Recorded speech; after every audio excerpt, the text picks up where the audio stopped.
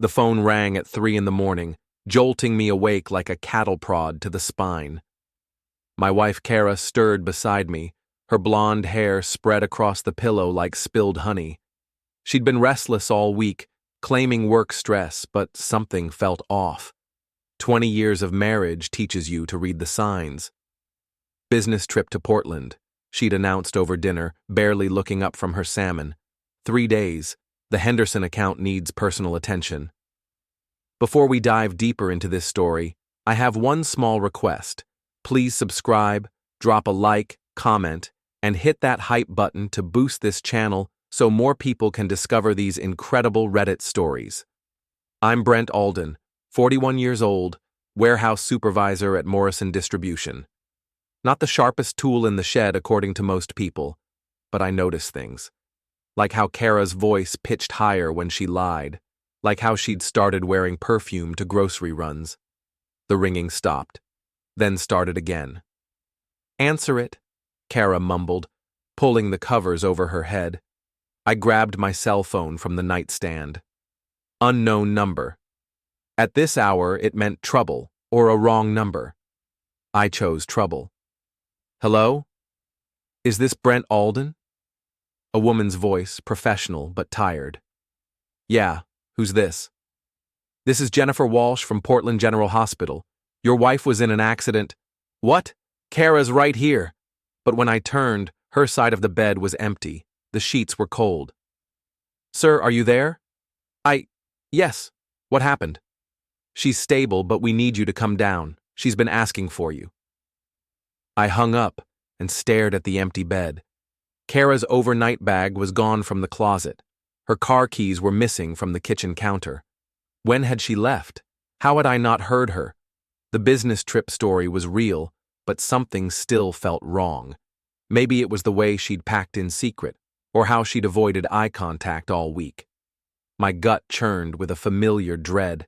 I threw on clothes and drove through the empty streets of Millfield, Maine, our post-industrial town that time forgot. Past the shuttered paper mill, past the depot bar where blue-collar gossips traded secrets over cheap beer, past the fancy riverfront condos where people like Miles Denton lived. Miles. Kara's old college friend who'd moved back to town 6 months ago. Real estate consultant with perfect teeth and a BMW. The kind of guy who called everyone buddy and meant it as an insult. Portland General was a maze of sterile corridors and fluorescent anxiety. I found Kara in room 314, her left arm in a sling, looking smaller than I'd seen her in years. "Brent," she said, tears streaming down her face. "I'm so sorry." "What happened?" "I was driving to the hotel. It was raining and this truck ran a red light. I swerved and hit a guardrail." Her story sounded rehearsed, like she'd practiced it in the mirror. But seeing her hurt pushed my suspicions aside. For now.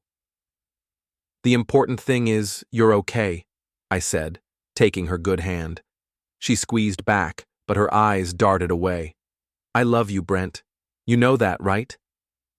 People don't say things like that unless they're dying or lying. Kara wasn't dying. We drove home in silence the next morning. She slept most of the way, claiming pain medication made her drowsy. I used the quiet time to think. Something about the hospital call bothered me. The nurse had been too specific, too prepared, like she'd been coached. Back in Millfield, I helped Kara into bed and made her soup. She smiled weakly and thanked me, playing the grateful wife perfectly. Too perfectly. That afternoon, while she napped, I called Portland General. "I'd like to speak with Jennifer Walsh," I told the operator. "I'm sorry, we don't have anyone by that name." My pressure spiked. "She called me last night about my wife's accident." "Sir, I've been here 15 years. We've never had a Jennifer Walsh." I hung up and stared at my phone. Either the hospital was lying or someone had played me. But who would fake a car accident? And why? The answer came to me like a punch to the gut. I walked to our home office and opened Kara's laptop. Her email was still logged in. She'd always been careless about passwords. What I found made my hands shake. Dozens of messages between Kara and Miles Denton. Not business correspondence. Love letters, explicit photos, plans to meet at the Riverside Motel, and worst of all, conversations about me. "Brent's so clueless," one message read. "He actually believes I'm working late." Miles had replied, "Poor bastard. When are you going to tell him?" "Soon. I just need to figure out the finances first. He's got more saved than he lets on." I scrolled through months of betrayal, my vision blurring with rage. They'd been planning this for half a year. The business trip was cover for a romantic getaway. The accident was probably fake, too, a way to make me feel guilty and stop asking questions. But it was the final email that broke me. "Tessa says we should clean out his accounts before I file for divorce. Make it look like gambling or something. Brent's too stupid to fight back." Tessa, Kara's best friend since high school. The woman who'd been to our house for dinner dozens of times, who'd cried at our wedding, who'd helped me plan Kara's surprise birthday party last year. They all thought I was stupid, a joke, a mark to be played and discarded. I closed the laptop and walked to my workshop in the garage. Among my tools and half-finished projects, I found what I was looking for, a small digital recorder I'd bought to document a workers' compensation claim last year. If they wanted to play games, I'd learn the rules, but I'd play to win. That evening, Kara emerged from the bedroom wearing her blue silk robe, the one I'd bought her for our anniversary. She moved carefully, favoring her injured arm, but I caught her using it normally when she thought I wasn't looking. "How are you feeling?" I asked, keeping my voice neutral. "Better. The pain medication helps." She settled onto the couch beside me, close enough that I could smell her perfume. The expensive stuff, she claimed, was a gift from her sister. "I was thinking," she said, tracing circles on my chest with her finger. "Maybe we should take a trip together, just the two of us. We haven't done that in years." "Sounds nice. Where did you have in mind?" "Somewhere warm, maybe the Caribbean. We could use our savings." Our savings. The account she'd already been planning to drain with her accomplices. "I'd like that," I lied. "But let's wait until you're feeling better." She smiled and kissed my cheek. "You're so good to me, Brent. I don't deserve you." For once, she was telling the truth. The next morning, I called in sick to work and drove to Radio Shack in the next town over. I bought a voice-activated recording device the size of a quarter and a GPS tracker smaller than a matchbook. The teenager behind the counter showed me how to use them like he was discussing the weather. "Spy stuff, huh?" he said with a grin. Something like that. I spent the afternoon learning how the devices worked. The recorder could capture conversations from 20 feet away and store 40 hours of audio. The GPS tracker would update every 5 minutes and send location data to my phone. While Kara napped, I planted the recorder under her car's dashboard and attached the tracker to the undercarriage. If she was meeting Miles, I'd know where and when. That evening, she announced another business trip. "I have to go back to Portland," she said over dinner. "The Henderson account is more complicated than we thought." "So soon? You just got hurt."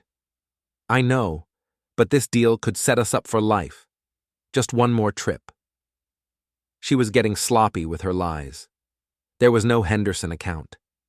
I'd called her former boss that morning and confirmed what I'd suspected. Kara had quit her job 3 months ago and never told me. "When do you leave?" "Tomorrow morning. I'll be back Friday." 3 days. Plenty of time for a romantic getaway with Miles. I helped her pack, playing the supportive husband while rage burned in my chest like acid.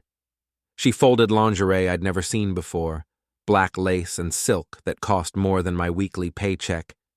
"New?" I asked, holding up a teddy that left nothing to imagination. She blushed. "Tessa took me shopping. She said I needed to feel good about myself after the accident." Another lie. The receipt in her purse was dated 2 weeks before the supposed accident. That night, I lay awake listening to her breathe. 20 years of marriage, and I'd never really known her. The woman beside me was a stranger, wearing my wife's face. She left at dawn, kissing me goodbye like a loving wife. I watched from the window as she drove away, then immediately checked the GPS tracker on my phone. Instead of heading toward Portland, she was driving to the Riverside Motel on the other side of town. I grabbed my binoculars and followed at a distance. The Riverside was the kind of place that rented rooms by the hour and didn't ask questions. Kara's Honda was parked next to Miles's BMW in the back lot, hidden from the road. I positioned myself behind a dumpster and focused the binoculars on room 12. Through a gap in the curtains, I could see them clearly. Kara was wearing the black lingerie, laughing at something Miles said. He was shirtless, holding a champagne bottle like they were celebrating. The recorder in her car was capturing everything, their plans, their mockery, their betrayal. But seeing it with my own eyes made it real in a way that hurt worse than any physical pain. I was about to leave when Tessa's red Mustang pulled into the parking lot. She knocked on room 12, and Miles let her in wearing only a towel. Apparently, this was a group celebration. Through the thin walls, I could hear their voices clearly. The recorder would pick up every word, but I needed to hear this myself. "Told you Brent would buy the accident story," Tessa was saying. "He's so gullible." "I almost felt bad," Kara replied. "He was so worried at the hospital." "Don't go soft now," Miles said. "We've come too far to back out." "What about the money?" Tessa asked. "I've been transferring small amounts for months," Kara said. "He never checks the statements. By the time he notices, we'll be in Mexico." Mexico? They weren't just planning to divorce me. They were planning to disappear with everything I'd worked for. "What if he fights back?" Miles asked. All three of them laughed. "Brent," Kara said, "he'll cry into his beer and move on. He doesn't have the spine to cause trouble." "Besides," Tessa added, "who's going to believe him? We'll say he was abusive, unstable, maybe even dangerous." They were planning to destroy my reputation along with my bank account.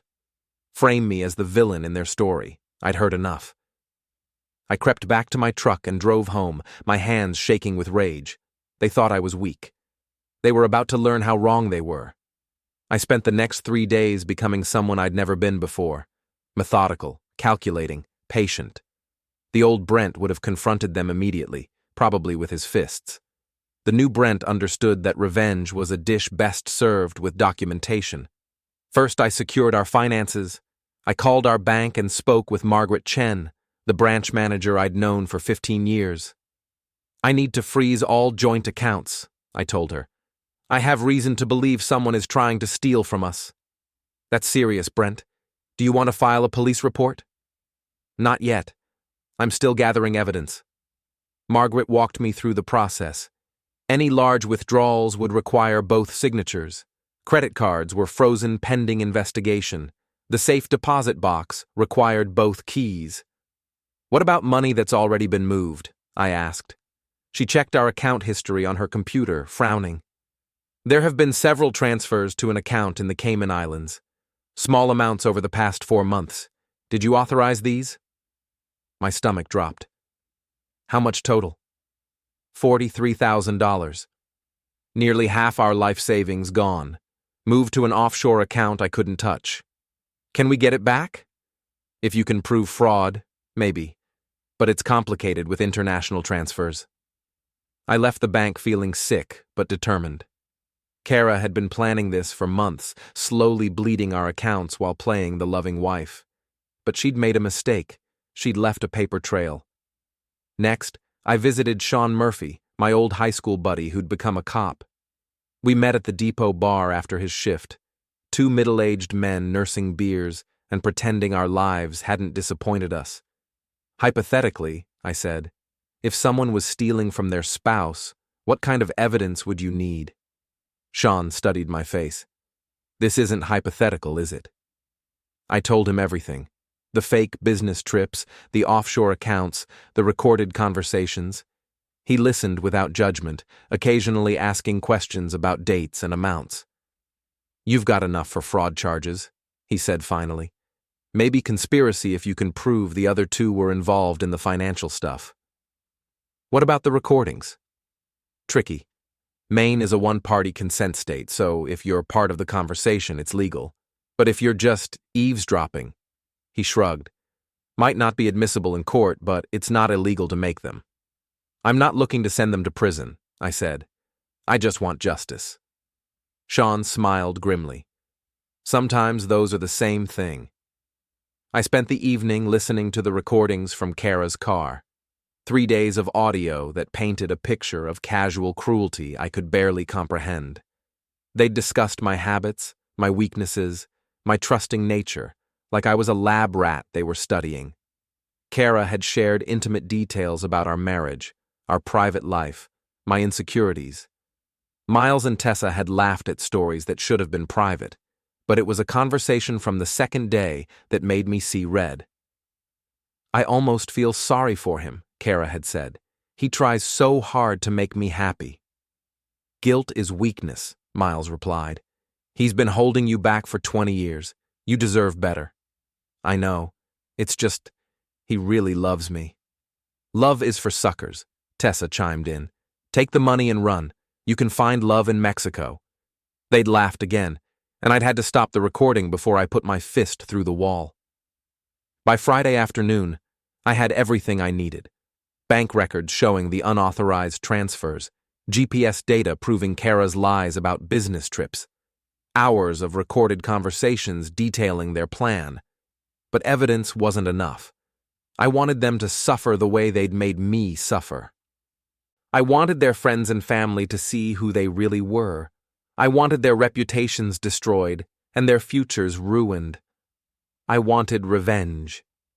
Kara returned home Friday evening, playing the exhausted businesswoman perfectly. She limped slightly, favoring her injured arm, and complained about traffic and difficult clients. How did it go? I asked, handing her a glass of wine. Exhausting, but I think we closed the deal. She settled onto the couch with a satisfied sigh. This could change everything for us, Brent. I'm proud of you, I said, meaning it in a way she'd never understand. We had dinner and watched television like a normal couple. She cuddled against me during a romantic comedy, commenting on the characters and plot like she wasn't planning to destroy my life. I love you, she whispered as we headed to bed.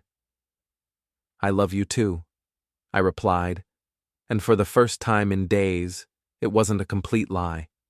I loved the woman she used to be, before greed and selfishness had rotted her from the inside. But that woman was gone. In her place was a stranger who deserved everything that was coming to her.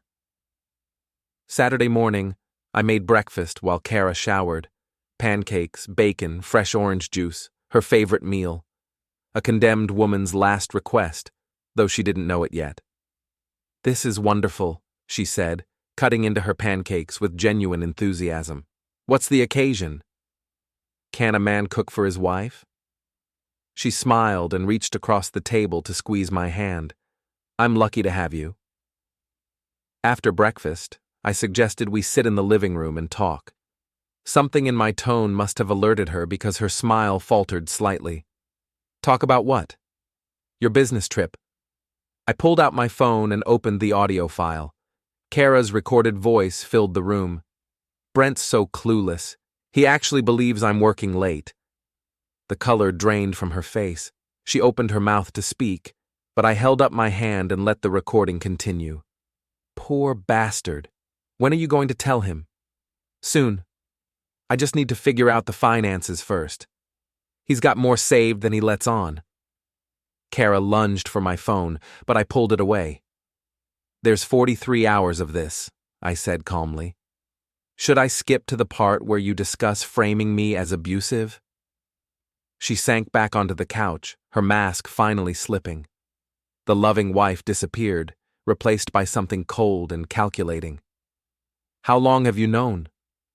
Long enough. The fake accident was a nice touch, by the way. Very dramatic. She straightened, regaining some composure. You don't understand. Miles and I... It just happened. We didn't plan it. I played another clip. I've been transferring small amounts for months. He never checks the statements. Okay, fine, she snapped. You caught me. What do you want? Money? I'll pay you back. With what? The $43,000 you stole is in the Cayman Islands. Our joint accounts are frozen. Your credit cards are canceled. Her eyes widened. You can't do that. I already did. Fraud protection is a wonderful thing. She stood and began pacing, her injured arm moving normally in her agitation. This is crazy, Brent. We can work this out. Go to counseling, start over. Like you started over with Miles? That's different, that's… She stopped, realizing there was no good way to finish that sentence. I played one more clip, the one that had hurt the most. He really loves me. Love is for suckers. Take the money and run. Kara's face crumpled. For a moment, she looked like the woman I'd married 20 years ago. Young, vulnerable, capable of shame. I never meant for it to go this far, she whispered. But it did. And now you have to live with the consequences. What are you going to do? I stood and walked to the window, looking out at our quiet neighborhood.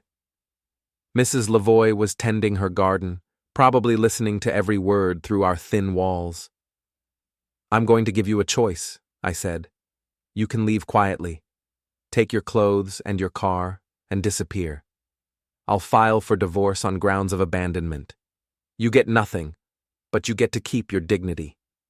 Or, I turned back to face her, or I play these recordings for your parents, your sister, your coworkers, everyone at the depot bar. I post them on social media with a full explanation of how you've been stealing from me for months. She stared at me like I was a stranger. You wouldn't do that.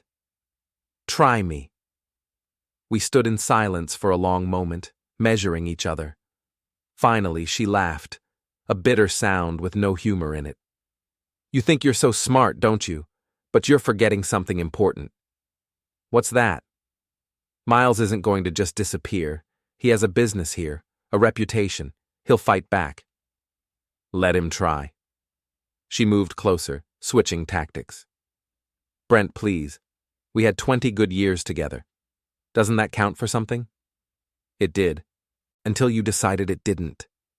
Her face hardened again. Fine. You want to play hardball? I'll tell everyone you've been abusing me, that you threatened to hurt me if I left. Who do you think they'll believe? The sweet injured wife or the angry violent husband? Go ahead. I've got 43 hours of recordings that prove otherwise. She slapped me then, hard enough to leave a mark. I hate you, she hissed. I've hated you for years. You're boring and small and pathetic. Miles is twice the man you'll ever be. I touched my cheek where she'd hit me, feeling oddly calm. Is that your final answer? She grabbed her purse and headed for the door. I'm going to Miles. We'll figure out how to fight this. Give him my regards. After she left, I sat in my empty house and felt something I hadn't experienced in months. Peace. The lies were over. The pretending was done. Now came the interesting part. I picked up my phone and called Big Jim Kowalski, my foreman at the warehouse. Jim was 6'4", 250 pounds of Polish muscle, with a surprisingly gentle heart. Jim, it's Brent. I need a favor. Big Jim arrived an hour later with a case of beer and a grim expression. I'd worked with him for 15 years, and he'd never liked Kara. Said she had shifty eyes and too many teeth. So she's been screwing around, he said, after I explained the situation. Can't say I'm surprised. It gets worse. I played him the recordings about the financial theft and the plan to frame me as abusive. Jim's face darkened with each revelation. That's cold, he said finally. Real cold. What do you need me to do? Help me make sure everyone knows the truth before she starts spreading lies. Jim cracked his knuckles. I'm in. We started with social media. I created a post on Facebook explaining that Kara and I were divorcing due to her affair and financial theft. I included carefully edited audio clips that proved my claims without being too explicit. Within an hour, the post had dozens of comments, friends and neighbors expressing shock and support. Kara's own family members asking if it was true. Then came the responses I'd been hoping for. Other people sharing their own suspicions about Kara and Miles. A waitress from the Riverside Motel confirming they'd been regular customers. A bank teller who'd seen them together multiple times. The truth spread through Millfield like wildfire. In a town of 8,000 people, secrets didn't stay secret long. By evening, my phone was ringing constantly. Friends offering support, relatives expressing outrage, co-workers volunteering to help with whatever I needed. But it was the call from Kara's sister that satisfied me most. "Brent, I just heard," Lisa said, her voice tight with anger. "Is it true about the money?" "Every word. I've got bank records if you want to see them." "That snake. Mom and Dad are devastated. They always thought you were too good for her." "I'm sorry you had to find out this way. Don't apologize. We needed to know who she really is." After I hung up, I allowed myself a small smile. Kara's family had cut her off. Her friends were abandoning her. Her reputation in town was destroyed. But I wasn't done yet. Sunday morning, I drove to Miles's riverfront condo.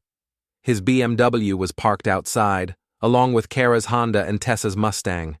The whole gang was together, probably planning their next move. I parked across the street and called Miles's office number, knowing it would go to voicemail. "This is Brent Alden," I said in my most professional voice. "I thought you should know that one of your employees, Miles Denton, has been conducting an affair with a married woman and helping her steal money from her husband. I have recordings of their conversations discussing fraud and identity theft. You might want to look into his business practices before he costs you clients." Then I hung up and waited.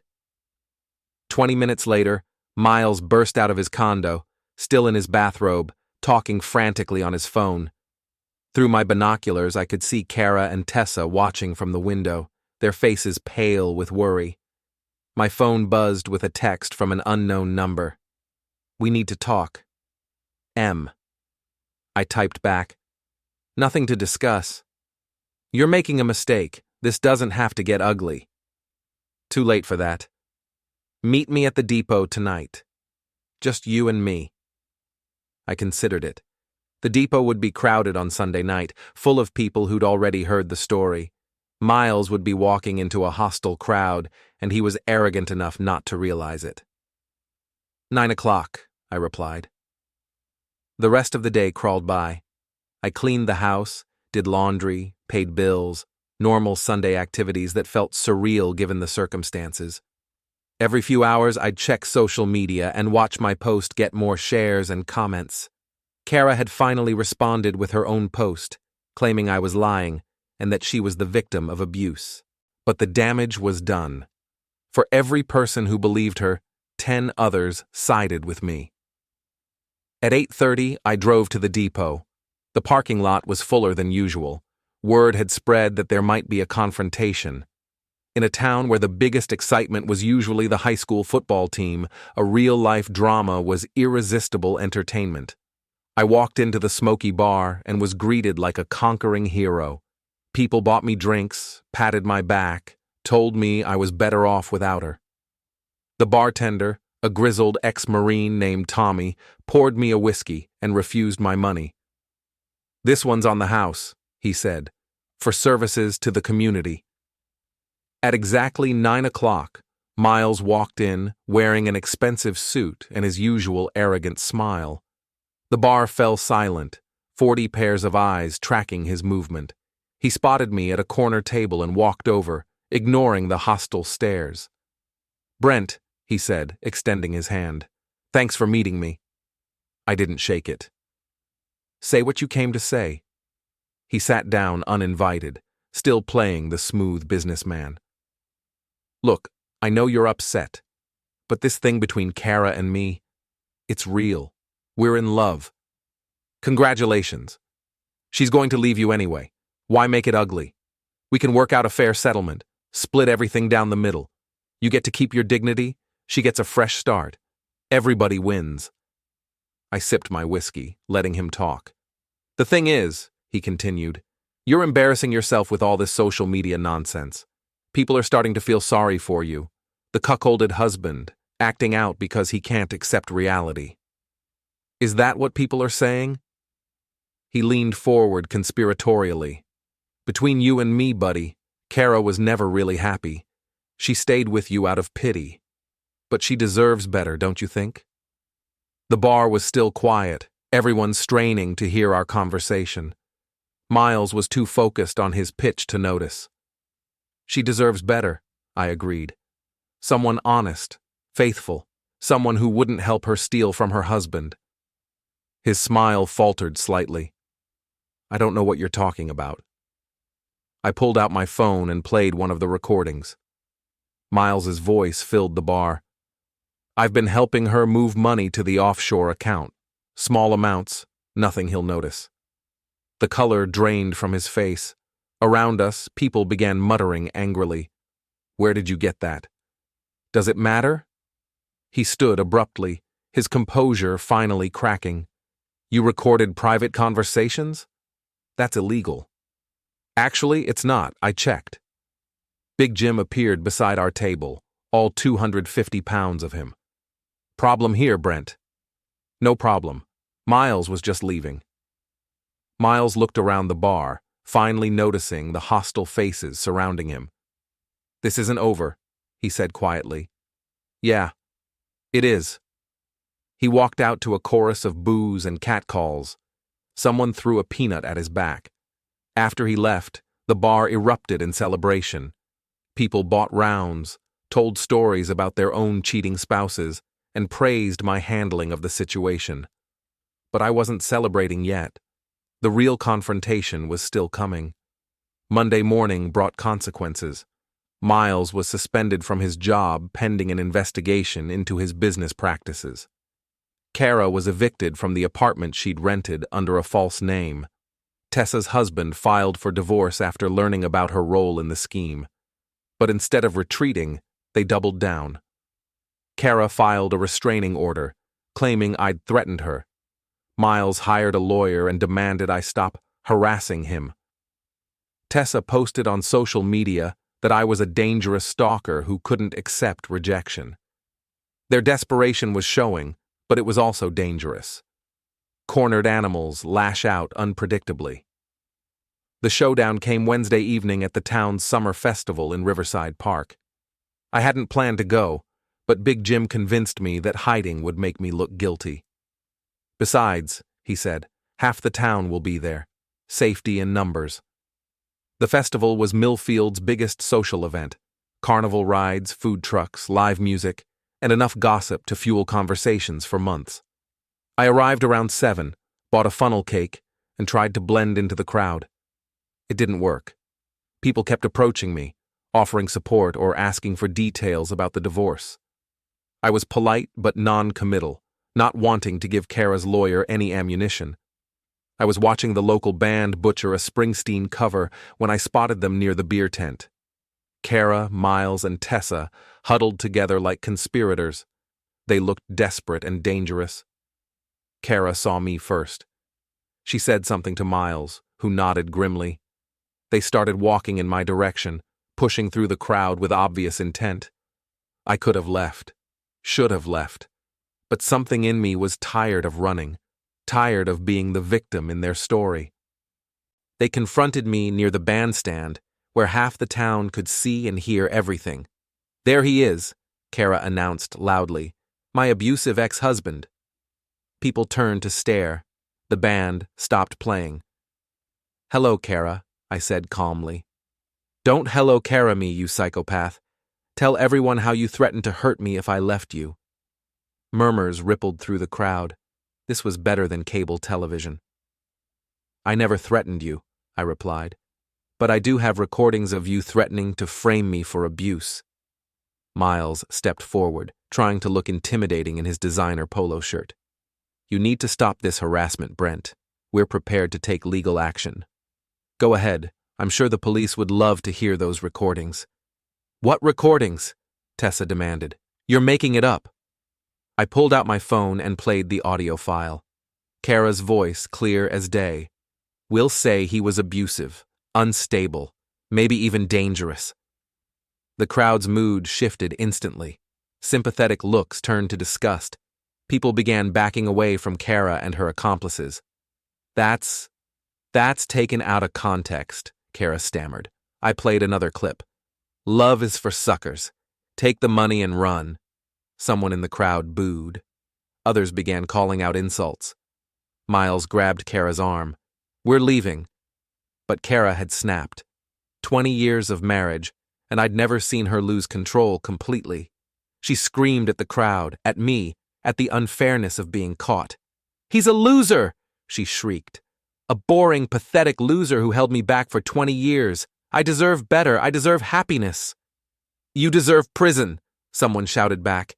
She lunged at me then, fingernails aimed at my face. I stepped aside and let her momentum carry her into the bandstand steps. She tumbled hard, her dress riding up, her dignity disappearing along with her balance. The crowd laughed, not cruel laughter, but the relieved laughter of people watching justice served. Miles tried to help her up, but she shoved him away. This is your fault, she screamed. You said he was too weak to fight back. Shut up, Kara, he hissed, finally realizing how bad this looked. But she was beyond reason. I gave up everything for you. My marriage, my family, my reputation. And for what? You can't even protect me from one pathetic warehouse worker. Tessa tried to calm her down, but Kara turned on her too. And you were supposed to be my friend. Where were you when I needed you? I'm here now, Tessa said weakly. You're useless. Both of you are useless. She stormed off toward the parking lot, leaving Miles and Tessa to face the hostile crowd alone. They followed quickly, heads down, defeated. The crowd began to disperse, buzzing with excitement about what they'd witnessed. The band resumed playing, but nobody was listening. They were all talking about the show they'd just seen. Big Jim appeared at my elbow with 2 beers. Well, he said, that went better than expected. I laughed, the first genuine laugh I'd had in weeks. Yeah, I think it did. Epilogue. Justice served. 6 months later, I was sitting in my lawyer's office, signing the final divorce papers. Kara got nothing, no alimony, no property settlement, no retirement benefits. The prenup she'd forgotten about protected most of my assets, and her theft of the $43,000 voided any remaining claims. Miles lost his job and his real estate license. The recordings I'd provided to his employer revealed a pattern of unethical behavior that went far beyond his affair with Kara. He left town owing money to half the businesses in Millfield. Tessa's divorce cost her the house, the kids, and most of her friends. She moved in with her mother and got a job at the grocery store, scanning barcodes and avoiding eye contact with former neighbors. Kara herself had moved to Florida, where she was working as a waitress and living in a studio apartment. Her parents had disowned her completely after learning the full extent of her deception. Any regrets? My lawyer asked as I signed the last document. I thought about it. 20 years of marriage, gone. Friends lost, trust broken, innocence destroyed. No, I said finally. No regrets. That evening I drove to the depot for a celebratory beer. The bar was crowded with the usual suspects, blue-collar workers, retirees, and gossips trading stories about their neighbors. Tommy the bartender poured me a whiskey without being asked. Heard you're officially a free man. Free and clear. What's next? I sipped the whiskey, considering. I'm thinking about traveling, maybe taking that Caribbean vacation Kara was always talking about. Sounds good. You earned it. A woman at the end of the bar smiled at me, a pretty redhead I didn't recognize. New in town, maybe. Looking for conversation with a man who'd proven he could handle trouble. I smiled back. Why not? I was 41 years old, financially secure, and finally free from the lies that had poisoned my life. The future was wide open, and for the first time in years, that felt like a good thing. I raised my glass in a silent toast to new beginnings, second chances, and the sweet taste of justice served cold. Outside, snow began to fall on the quiet streets of Millfield, covering the town in pristine white. A fresh start for everyone, whether they deserved it or not. But some people, I reflected, got exactly what they deserved, and that was justice enough for me.